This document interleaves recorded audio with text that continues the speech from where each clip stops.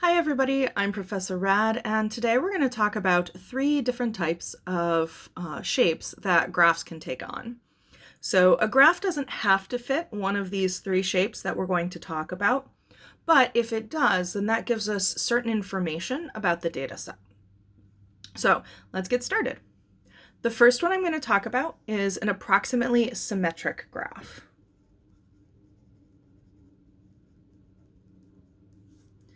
So in a graph that is approximately symmetric, it looks like if you were to fold it over itself in the middle, you would get something that looks like meets up on either side pretty well.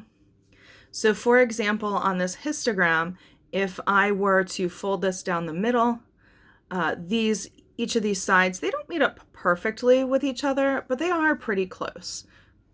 So this side is a little bit taller than this one here, and this one's a little bit taller than the side here, but they're pretty close to each other. So that's what makes it approximately symmetric instead of perfectly symmetric. In this box and whisker plot, we notice that both of the boxes in the middle are approximately the same size, and the whiskers on either end are approximately the same size. So if we were to fold it over this middle line, we would get something that's approximately symmetric. When your data set is approximately symmetric, that means the mean and the median are approximately the same. So the squiggly equals means approximately equal to. So that's what I mean by we can gather some information based off the shape of the graph. If the graph is approximately symmetric, then the mean is approximately the same as the median.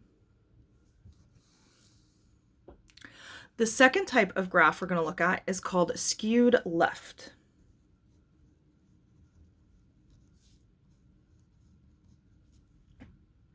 When you have a graph that is skewed left, that means that the tail on the left-hand side of the graph is longer than the tail on the right-hand side of the graph. Here's what I mean by that. So I think of this histogram, think of it kind of like a mouse. I don't know why it's a mouse, but that's just what it is in my head.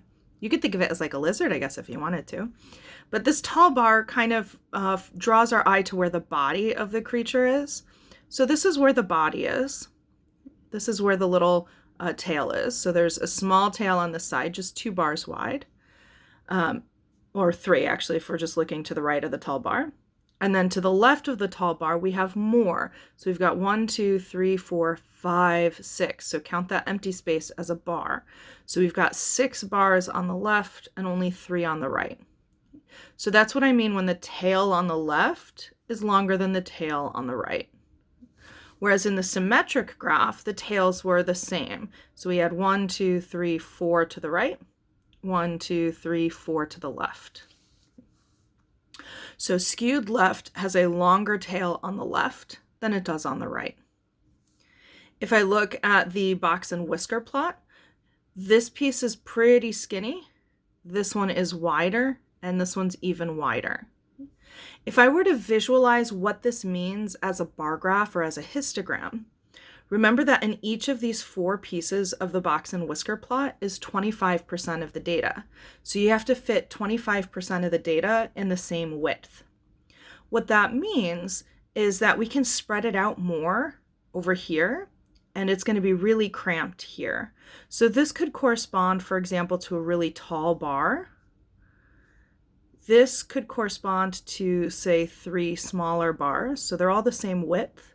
But if I add up, excuse me, if I add up all 3 of these bars, I should get the same as the height of this bar. And then this one would also be spread out. So these are going to be even shorter. And then this one is spread out an awful lot. So there's probably some gaps here on this floor. Maybe a few like this, maybe some missing spots, who knows, something like that. So based off of this, we can see that this tail on the left is much longer than the tail on the right.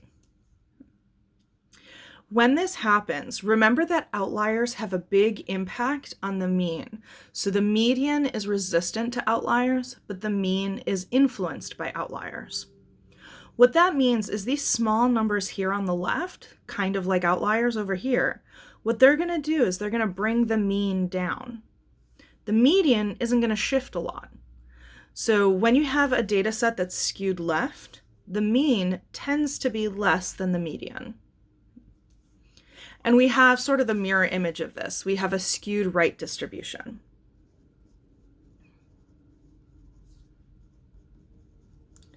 So in skewed right graphs, this time the tail is on the right-hand side. So basically just the flip of what we had before. And those higher values are going to pull the mean up. So the mean is going to be greater than the median. So if we're skewed left, the mean is less than the median. If we're skewed right, the mean is more than the median. Now, I don't know about you guys, but skewed left and skewed right really gave me a tough time when I was a statistics student because it was backwards from what I saw. So you have to think about what you see in the graph and use that to help you remember the names of these. What I mean by that is, if you look at these graphs and you see the long tail, then you can remember the tail is the same as the skew. A long tail on the left, a long tail on the left means that we are skewed left. A long tail on the right or a long tail on the right means that we are skewed right. I had a hard time identifying the tail when I was first in statistics. Instead, I always saw where the tall bar was, or where the skinny piece was. So when that happened, I had to tell myself the skew is on the other side. So the tall bar on the right means the skew is left. The tall bar on the left means the skew is right. So if you identify the tall bar instead of the tail, that's how I recommend you remember it. And if you identify the tail, then you want to remember the tail is on the same side as the skew.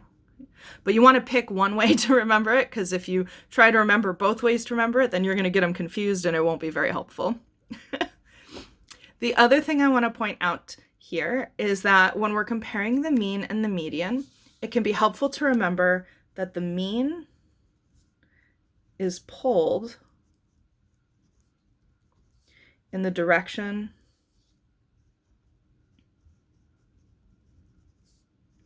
of the skew.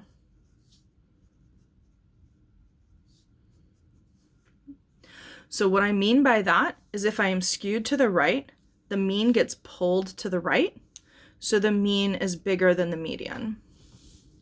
If I'm skewed to the left, then the mean gets pulled left, and so the mean is smaller than the median. So when we're looking at the shape, the mean gets pulled in the direction of the skew because of those outliers.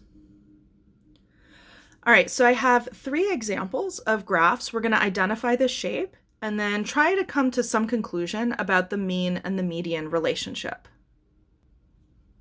Okay, so let's identify the shape of this first graph and then see how the mean and median might compare. So I've got a histogram here of quiz grades. I'm noticing a tall bar kind of on the right. It doesn't match up if I fold it in half because I only have 2 bars on the right and I have 4 bars over on the left coming down. So because of that, it looks like I have a longer tail on the left. So that means this is going to be skewed to the left. So the shape of this graph is skewed left. So what impact does that have on the mean? So the median stays in the middle. It's not impacted too much by these lower grades. But remember that the mean gets pulled in the direction of the skew. So the mean, instead of being in the middle, is going to get pulled to the left. So the mean is going to be smaller than the median.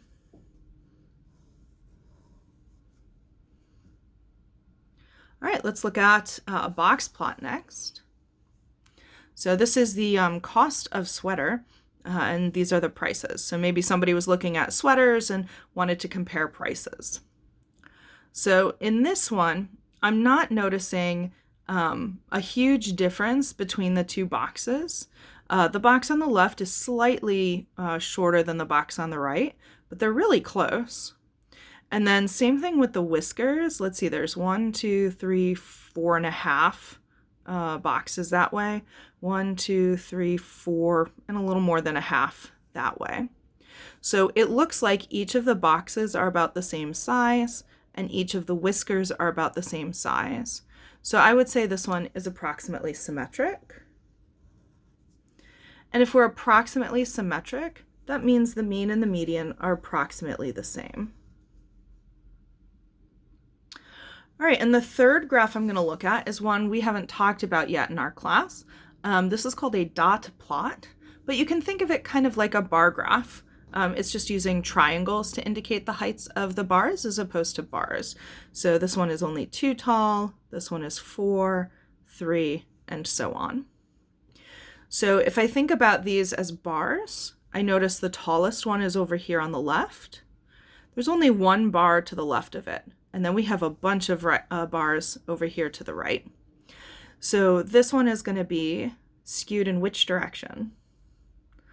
So since the tail is on the right and the tall bar's on the left, this is going to be a skewed right graph, which means that the mean is going to get pulled to the right. So that means the mean is going to be bigger than the median.